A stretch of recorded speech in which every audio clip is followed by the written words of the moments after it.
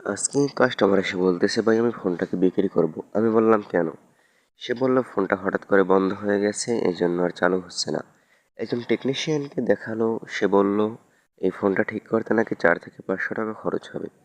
আপনারাই বলেন এই ফোনের কি 4 থেকে 500 টাকা বিল হওয়া সম্ভব? তো আমি তার কাছ থেকে ফোনটা নিয়ে আমি রিডিংটা মেপে দেখলাম যে ফোনটা ওকে আছে। আমি তাকে বললাম যে ফোনটা ঠিক করা যাবে, 100 টাকা বিল আসবে। সে বলল ঠিক আছে, তাহলে ঠিক করে দাও। তো আমি সুন্দরভাবে ফোনটা খুললাম, দেখতে পাচ্ছেন আমি ফোনটা খুলে নিচ্ছি। এরপরে আমি চার্জিং পিনটা সুন্দর করে চেঞ্জ করে দেবো, আশা করি আমাদের কাজটি হয়ে যাবে। তো দেখতে পাচ্ছেন আমরা সুন্দরভাবে ফোনটা খুলে নিচ্ছি।